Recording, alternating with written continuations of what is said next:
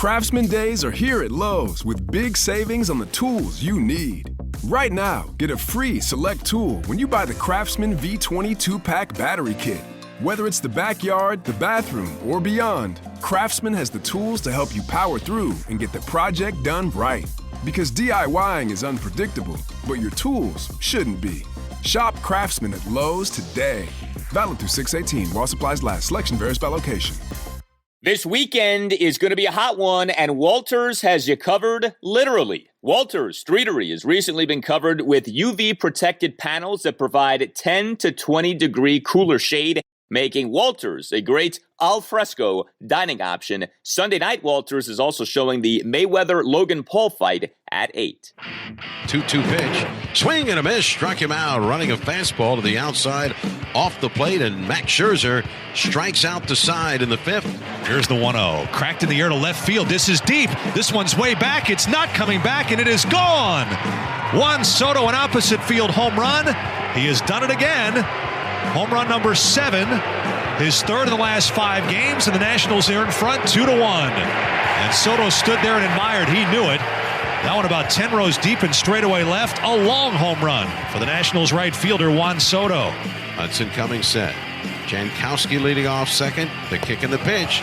Sliders in the dirt. And the runner's caught between second and third. Avila running at him. Avila still running at him. Avila still running at him. He's going to tag him out. What a play by the Nationals catcher, Alex Avila.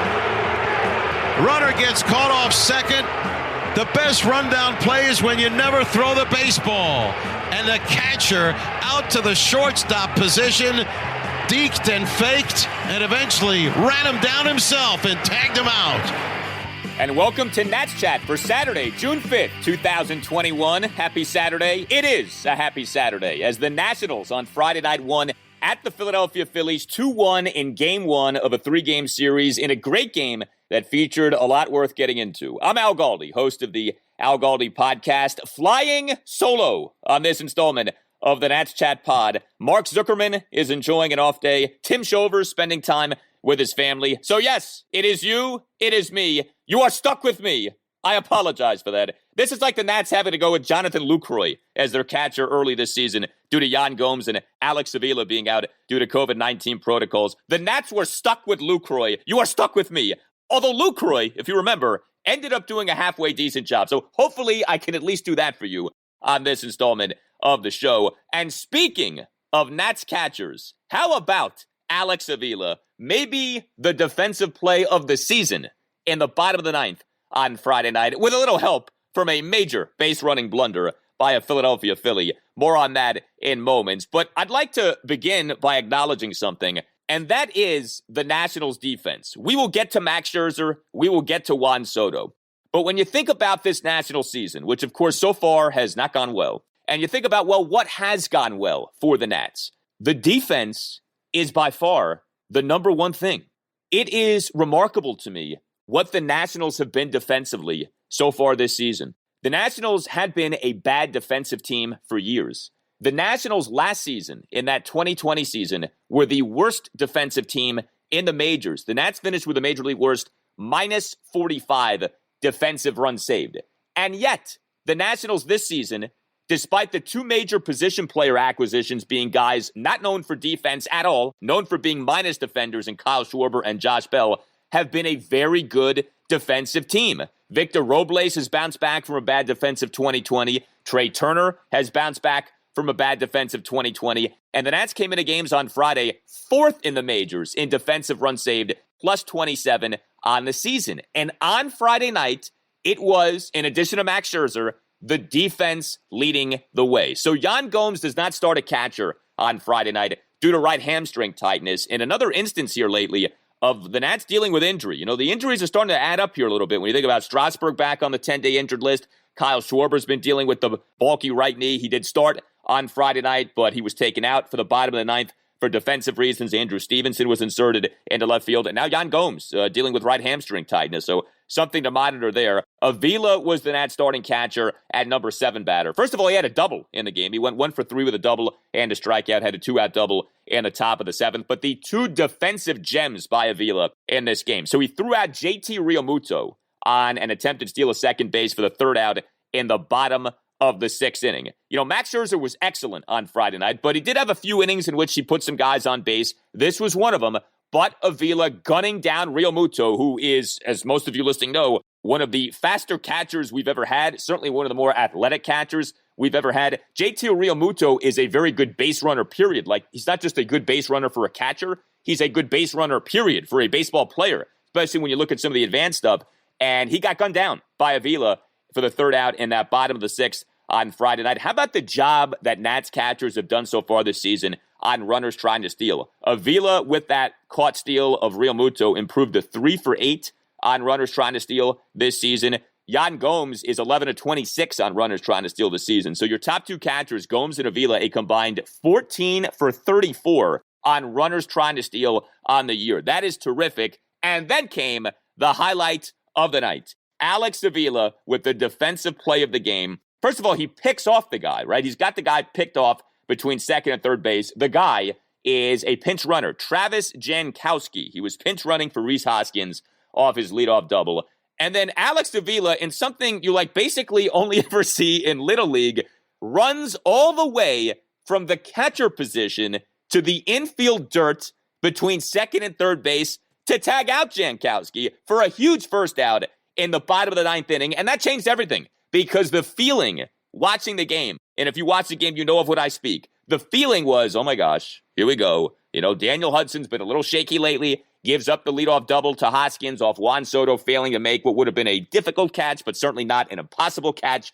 It felt like the momentum, to whatever extent momentum exists, was on the side of the Phillies, and that's clinging for dear life to a 2-1 lead. And then that play happens, and everything changes. Moments later, Hudson gets a second out of the inning. Brad Hand comes in, gets a third out. But the presence of mind for Avila to say, all right, look, I'm not going to risk anything. I'm going to jog out there, and I'm going to keep running out there.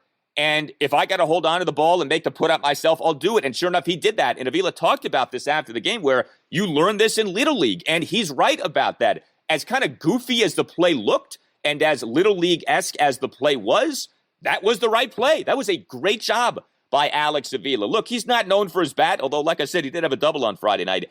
But he is a veteran catcher.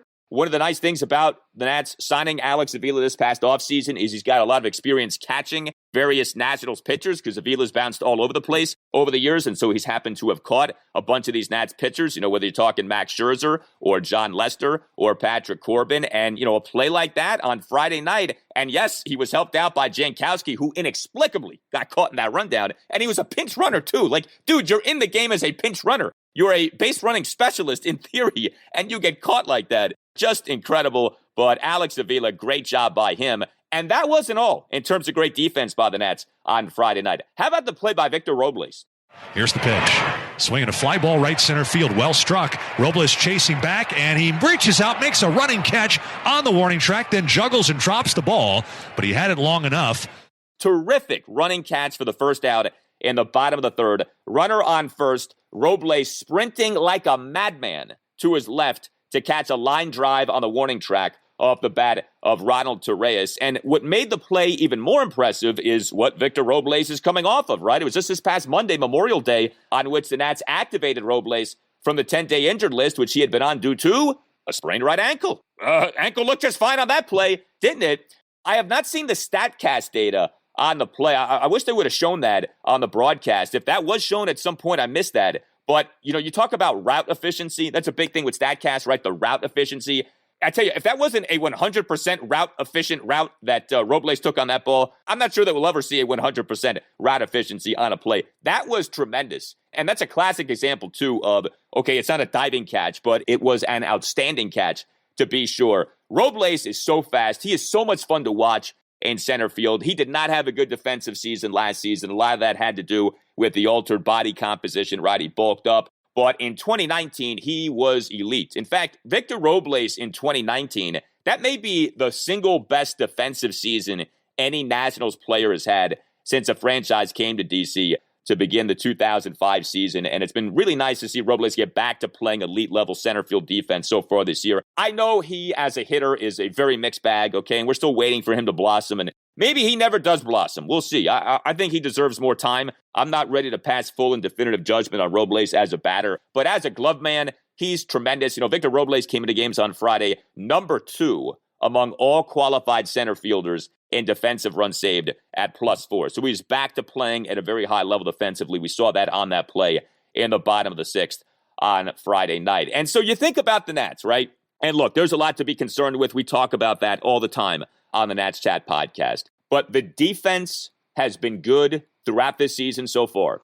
And, it's really not that early anymore. We're a third of the way into the season. Here we are. Like I said, the Nats came into games on Friday, top 5 in the majors in defensive runs saved at +27. And if you're wondering, well, does great defense correlate with winning? Well, take a listen to the 3 teams in front of the Nationals in terms of defensive runs saved on the season coming into games on Friday. Number 1, Tampa Bay Rays, +37. Number 2, San Diego Padres, +35. Number 3, New York Mets, +29. You go back to last season, the 2 teams that faced off in the World Series. The eventual champion Los Angeles Dodgers finished last regular season 3rd in the majors in defensive runs saved, actually tied for 2nd, +27. And the Tampa Bay Rays were tied for 6th at +24.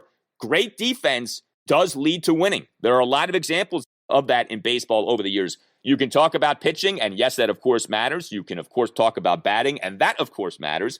And those are both question marks for the Nats right now. But if you're saying to yourself, okay, how do the Nats get right this season? How do the Nats ultimately end up having the 2021 season that we want them to have? Maybe, just maybe, and I can't believe I'm saying this, but maybe, just maybe, defense is the path by which the Nats end up contending this season. Maybe, just maybe, it is the defense that leads the way. And it's insane that I'm saying that because, again, the Nats were dead last in the majors in defensive runs saved last season. And that wasn't just a last season thing. That's not just something you write off to the shortened 2020 season. The Nats for years have rated as a bad defensive team. And this year, out of the blue, they have been this great defensive team. And I wondered early in the season, is this going to last? And maybe it doesn't last. We'll see. But we're not 2 weeks, 2 months into the season anymore, okay? Here we are now, like I said, a third of the way into the season. Well, I guess we're just barely more than 2 months into the season. But you get the idea. We're a third of the way into the season, and the Nats are a top 5 defensive team, and on Friday night, the defense really stood out. Hey everyone, Tim Shover's here to tell you again about Sunday Scaries. Sunday Scaries is the best place for all CBD products, including gummies, tinctures, oils, and more. They label themselves as the remedy that makes life not so scary, and I can personally attest that it works. I've been taking the gummies the past few months, and it helps with my new schedule during this long baseball season. Go to sundayscaries.com and type in Nats Chat, one word, in the promo code to get 25% off your first order. Again, it's sundayscaries.com. When you enter the promo code at checkout, type in Nats Chat to receive 25% off your first order. So if you're someone who needs help chilling out after a long day, Sunday Scaries is a great option for you. And Sunday Scaries appeals to a wide range of people, whether you're a stressed out parent, recent college grad, looking for your first job, and everything in between. If you have existential dread, still struggling over 2020, upset about the Nats start to the season, or just want to try and forget about your annoying new boss, sundayscaries.com is a great place to turn to. To recap, sundayscaries.com, promo code NATSCHAT, to save 25% off your first order. Up to see him get through the 8th. Scherzer over the head into the wide. Payoff pitch. Popped up.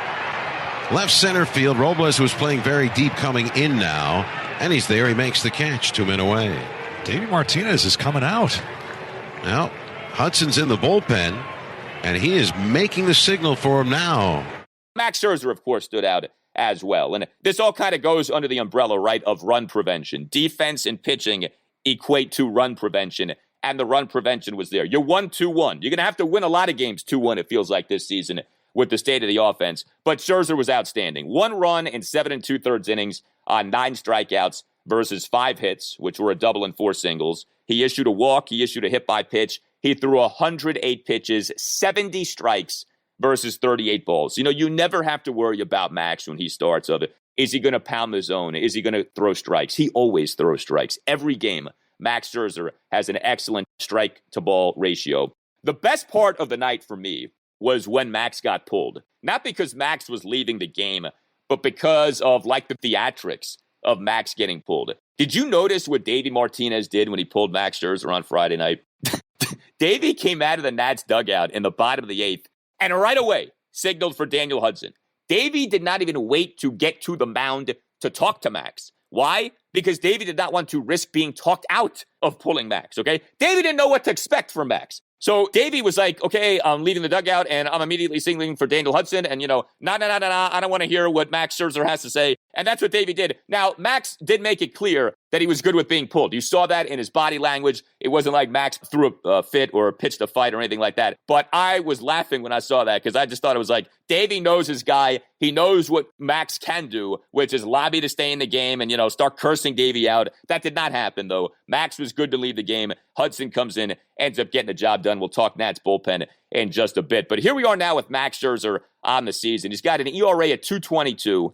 He's got a whip of 0.82. He has 104 strikeouts versus 15 walks over 12 starts. He has been excellent. As we have discussed, he is right back to being Cy Young level Max Scherzer. And it was so great to see him do as he did on Friday night. It was a hot night at the sit. This was obviously, a big game, relatively speaking, right? It's a National League East game 1 of a weekend series on the road Friday night, and Scherzer was up to the task, especially pitcher's duel with Zack Wheeler. Nats needed Scherzer to be great, and he was. Now, like I mentioned earlier, he did labor at times a bit in the game, labored certainly in a 1-run 4th inning, during which he threw 23 pitches, but he only allowed the 1 run in the inning. Max gave up a first-pitch leadoff single to Gene Segura, stolen base by Segura, 1-out RBI single by JT Realmuto, 1-out 5-pitch walk of Brad Miller, 1-out single by Andrew McCutchen on a 1-2 pitch, although Realmuto then got ruled out due to being hit by the batted ball. So a little bit of luck on the side of Max, nothing wrong with that. And then Max struck out Alec Boehm on 6 pitches for the 3rd out. Max struck out the side in a perfect bottom of the 5th. Now, interestingly, David Martinez allowed Max to bat in the top of the 7th, runners on 1st and 2nd, 2 outs.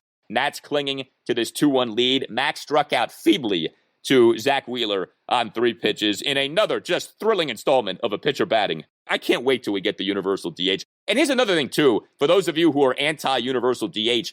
If you want to see starting pitchers stay in games longer, the DH will help that because you'll take off the table the idea of, well, I want this guy to keep pitching, but we need offense, so I'm going to pinch hit for him. Like, no, you'll see starting pitchers go longer into games. But anyway, that's another conversation for another installment of the pod. My point is this. Davey allowed Max to bat in that top of the 7th, and I don't know about you, I did not have a problem with that. Even though, yes, the Nats were desperate for offense in this game, and even though, yes, Max Scherzer, like I said, had no shot. I mean, he was totally overmatched in that plate appearance with Zack Wheeler, and Max rewarded Davey for Davey's faith in Max by going out there and doing what? Tossing a scoreless bottom of the 7th. Did give up a 1-out double to Andrew McCutchen, despite him having been down in the count at 1.12, but Max got out of that inning unscathed. Masson, coming back from the commercial break after the 7th, showed Max in the dugout in solitude with his cap off. This was a great shot. Scherzer in the dugout. The hat is off. The head and face are drenched in sweat. And Max has this death stare on his face. Presumably he's processing where he's at in the game, how he's feeling, what he wants to do next inning. Who knows what's going through the mind of a future Hall of Famer like Max Scherzer when he's mid-start. But I love that. I love watching Max. The intensity is just intoxicating. He's so competitive. He's obviously so good, which makes all of this kind of go up a level higher. But just seeing that shot was awesome. I can only imagine what he's like on a game day. That competitiveness is just, it's so cool to see. I love that shot of Max Scherzer coming back from break there after the 7th inning. So Max was awesome. Bullpen gets the job done too, and it was the Varsity Bullpen on display on Friday night. Daniel Hudson, Brad Hand, those two guys end up combining for 1 and a 3rd scoreless innings. Hudson tossed a scoreless inning, but in a very unconventional way. So Hudson comes into the game, 2 outs, bases empty, bottom of the 8th. Nats with that 2-1 lead, and Hudson gets a big out. Strikes out the Phillies' number 2 batter, Gene Segura, on 4 pitches. Understand, Gene Segura has been a really good batter so far this season. He came into the game with an OPS plus of 130 on the season. Hudson humbled Segura for that final out in the bottom of the 8th inning. Hudson did then give up a leadoff opposite field double to Rhys Hoskins in the bottom of the 9th. More on that in just a bit. But, of course, Hoskins' pinch runner, Travis Jankowski, with the TOOTBLAN to maybe end all TOOTBLANs with him getting run down and tagged out by Alex Avila in that bottom of the ninth. You can always tweet us here at the Nats Chat Podcast, at Nats_chat. I'm on Twitter,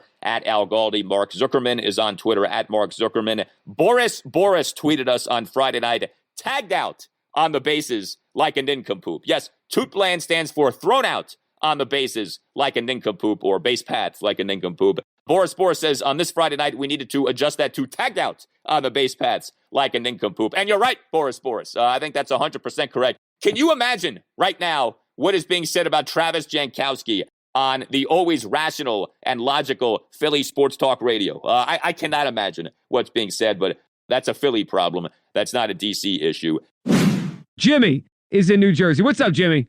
Joe, I couldn't agree with you more, brother. You hit the nail right on the head. The reason why we lost tonight and the reason why we are where we are is because we don't respect the game, the fundamentals of the game, the basic tenets of the game. I mean, it's an ancient axiom that you don't make the first or the third out of the inning at third base, and they blew it big time tonight. So Hudson has an eventful outing there, but you get the tag out by Avila. And then, and like I said earlier, there was like this total shift in momentum in that bottom of the ninth. Hudson, seconds after Avila tags out Jankowski, completes a full count strikeout of JT Realmuto for the second out. It was like on a dime. The feeling of the game changed with that moment. That was a huge play by Avila. Hudson completes. It was almost like a double play if you think about that, right? Because you went from the tag out of Avila to like seconds later, the strikeout of Realmuto. Davey pulls Hudson in favor of Brad Hand. Hand comes into the game. It's in some ways high leverage, but in a lot of ways it wasn't, because you got 2 outs, bases empty. Nats are leading by just the 1 run, but Hand gets a job done by getting out Brad Miller. So it was Brad on Brad crime to end the game. Brad Hand gets Brad Miller to fly out to center field on 4 pitches. So the bullpen is good. You only have to use 2 relievers because Max Scherzer was so good. And this notion of the Nats going with a bullpen game for Sunday, which remains out there as a thing. We don't know for sure that will be the thing. That's still a possibility, right? You didn't have to use someone like, say, an Austin Voth in this game. You didn't have to use, 3, 4, 5 relievers in this game. Now, we'll see what happens on Saturday with Joe Ross, but you were able to preserve at least the possibility of a bullpen game on Sunday, so that was good to see. Really nice job, though, by Hudson and Hand getting the job done. I know Hudson has not been great lately, but he obviously has been great overall on the season. I would like it to be that he gets, a day or 2 off here at some point. Nats do have an off day coming up on Monday, but look, I get why Davey keeps going to Hudson. He's been lights out for the most part, and he ended up getting the job done on Friday night. Hey guys, Al Galdi here to tell you about FanDuel. I'm so excited that we have baseball. There's nothing like watching a game with great weather, a cold drink, and a little action on FanDuel Sportsbook. If you've never bet on baseball before, now's actually the perfect time to give that a shot, because FanDuel is letting new users swing for the fences risk-free. You'll get up to $1,000 back if your first bet doesn't win. And once you have an account, you can get up to $25 back each day if your same-game parlay bet falls 1 leg short. This way you can combine multiple baseball bets for an even bigger win all season long. Games on Saturday afternoon include the lowly Detroit Tigers at the first-place Chicago White Sox at 2:10. Starting for the White Sox, the former Nats prospect Lucas Giolito, coming off a tremendous month of May in which he had an ERA at 2.41 over 6 starts. White Sox certainly look like the play. There's a reason that FanDuel Sportsbook is America's #1 sportsbook. The app is simple to use. They've got great odds in all different betting markets, unique fun bet types like same-game parlay and always-on promotions that let you get more action out of every game day. And when you win, FanDuel will pay you your winnings in as little as 24 hours. Just download the FanDuel Sportsbook app and sign up with promo code CHAT to get in on the action. 21 plus and present in Colorado, Iowa, Illinois, Indiana, Michigan, New Jersey, Pennsylvania, Tennessee, or West Virginia. First online real money wager only for risk-free bet. Refund issued as non-withdrawable site. Credit that expires in 7 days. Restrictions apply. See terms at sportsbook.fanduel.com. Gambling problem? Call 1-800-522-4700 in Colorado. 1-800-BETS-OFF in Iowa. 1-800-9-WITH in Indiana. 1-800-270-7117 for confidential help in Michigan. 1-800-GAMBLER. New Jersey, Pennsylvania, Illinois, Virginia. Tennessee, 1-800-889-9789, or in West Virginia, visit www.1-800-GAMBLER.net. The pitch. Swung on, hit well. Left field and deep. McCutchen can only turn and watch it go. And Juan Soto, opposite field home run. A low laser into the seats in left. It's his 7th of the season, and the Nationals retake the lead. It's 2-1. It's just impossible for guys to just hit the home run and run the bases, isn't it? Just impossible. Do little gimmicks. Now he's staring out at Wheeler. Look, it's still looking at him, going into the dugout. Sickening. All right, Juan Soto. You know, it's kind of odd. Juan Soto hit another homer, and we're only now getting to him here on this installment of the Nats Chat podcast, but it was that kind of game on Friday night. Another bomb for Soto, for the childish Bambino on Friday night. So Juan Soto goes 1 for 4 with a solo homer. It was a 2-out opposite field solo bomb to left field off a 97.6 mile per hour four-seam fastball from Philly starter Zack Wheeler in the top of the 6th for a 2-1 Nats lead. The home run per StatCast had an exit velocity of 108.2 miles per hour when it projected 397 feet and was Soto's third homer in 4 games. We have wondered, is he back? He's looking like he's back. When do we christen him as being back? I think now you say Juan Soto's back. 3 home runs in 4 games, that's being back. You know, 1 homer is maybe just a one-off. 2 homers in 2 games, okay, that's nice, but again, what does it really mean? Now you got 3 homers in 4 games spread out over 2 series. Soto is back, and here's why I am comfortable now saying this. What have I been saying on the podcast? We will know Juan Soto is back when he's back to doing what, right? Grabbing his crotch. Because that will be a sign that the Soto swagger is back. When the Soto shuffle is back in full effect, and yes, he is grabbing himself, we will know that Juan Soto is back. Now, did he grab himself on Friday night? Maybe he did. If he did, we didn't see it on television. But here's what we did see.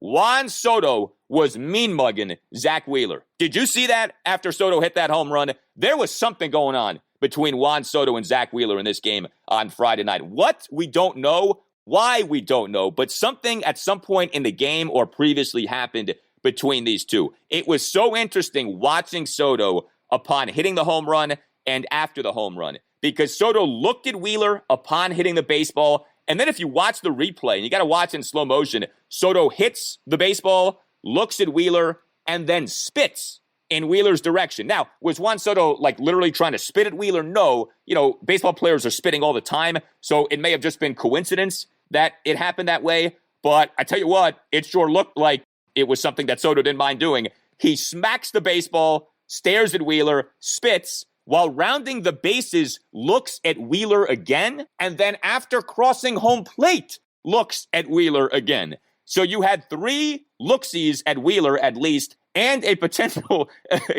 spitting scenario at Wheeler too. That's Soto. That's swagger. I love it. That's what you want to see. That to me is what baseball needs more of. Okay. Now, you know, I know some people are like, hey, spitting, grabbing your crotch. Like, do we really need that? I understand. Like, you shouldn't be maybe telling your kids to do those things. But baseball at the end of the day is entertainment. And Juan Soto at the end of the day is a guy who feeds off this kind of thing. Okay. This is when you know Juan Soto is on. And so if he's the kind of guy who needs this stuff, who is fueled off this stuff, then more power to him. You know, baseball needs all the color and flavor it can get. Juan Soto provides color and flavor in addition to outstanding play, and he's back to hitting in an outstanding way. We're seeing that here, and that stuff with him and Wheeler I thought was a lot of fun to follow on Friday night. Now, also with Juan Soto was what I would deem, if not a defensive boo-boo in the bottom of the 9th, then certainly a disappointing defensive moment. Maybe that's the way to call it, okay? I mean, it's not an error, but it's a play you'd like for your right fielder to be able to make, and he did not make it. Juan Soto failed to catch that Rhys Hoskins leadoff opposite field double off the wall in the bottom of the 9th. Not an easy play, I'll grant you that, but it's a play that can be made. Soto essentially whiffed on an attempted leaping backhanded catch, seemed to mistime his jump. It's not the end of the world, okay, but it is a play you'd like your guy to make. He did not make that. But of course, Travis Jankowski and Alex Avila made all right with the world not long after Soto was unable to make that catch. Overall, it was another bad night for the Nationals offense in this game, right? I mean, it was a 2-1 win at the Phillies. Nats scored just the 2 runs, finished with just 6 hits and 2 walks, went just 1 of 4 with runners in scoring position. This was another installment of the Nats getting humbled by a very good starting pitcher, Zack Wheeler, 2 runs, 7 1/3 innings on 8 strikeouts. Kyle Schwarber had a rough night. He was the Nats' number 5 batter, 0 for 4 with a strikeout, grounded into a double play with a runner on first and 2 outs in the top of the 9th. Now, I mentioned Davey replacing Schwarber and left with Andrew Stevenson in a defensive substitution situation. for the bottom of the ninth. Remember, Schwarber, of course, just missed a game recently due to hurting his right knee in that 5-3 win at the Atlanta Braves on Wednesday night. Schwarber did not play in the loss at the Braves on Thursday afternoon, the 5-1 game. I mean, I think you can spin this in a positive way and say, well, at least Schwarber only missed the one game. That's true. He didn't look right, though, in this game. I don't know if that was the knee or just that he was off batting. And I think it is telling that Davey did take Schwarber out of the game for Stevenson. So we'll see if Schwarber's able to play back-to-back games, especially with the game on Saturday being, a relatively early game with a 4:05 first pitch.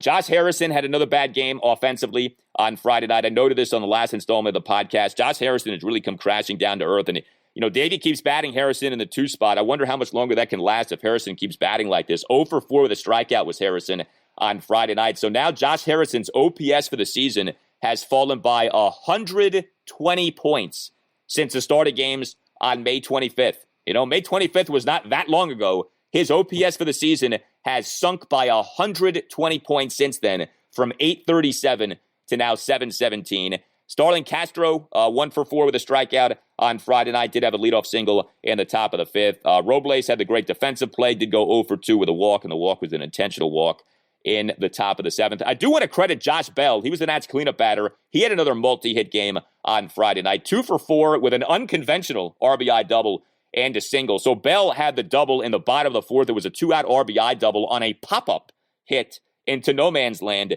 in shallow left field. The classic Willie Killer thing of hit them where they ain't. The ball, it just landed where nobody was. The ball got past the Phillies left fielder Andrew McCutcheon, who made a sliding attempt at a catch. But I tell you what, that's a kind of play where you say, all right, that's a lucky hit. That's not necessarily like a hit where the exit velocity is, supreme.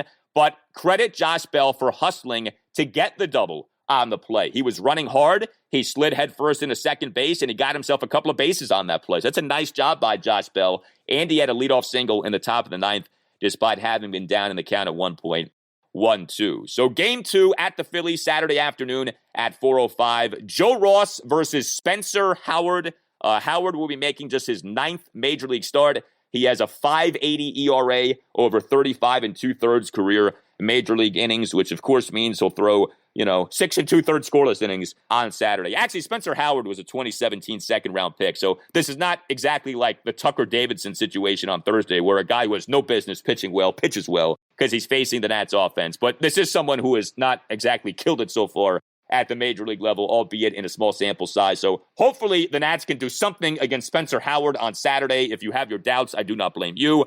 And then Joe Ross is starting for the Nats, and if you don't know what to expect from Joe Ross, join the party. Nobody knows what to expect from Joe Ross. I don't think Joe Ross knows what to expect from Joe Ross, and his last outing perfectly captures where we're at with Joe Ross, that 5-3 loss at the Braves on Monday. Joe Ross for the game allowed 4 runs in 5 innings, but there was so much more to his outing than just that. Ross allowed 4 runs, as you may recall, over his first 1 1/3 innings, and then was dominant. Joe Ross, over his final 3 2/3 innings in that game, retired all 11 batters who he faced with 6 strikeouts. He was awesome. As that game went on, ended up with 7 strikeouts in 5 innings on 87 pitches. So in a season in which at times he's been really bad and also at times been really good, he, in that game on Monday, started off really bad and then ended up being really good. So I don't know. The overall numbers for Joe Ross are not good on the year. 10 starts, ERA of 5.40, whip of 141.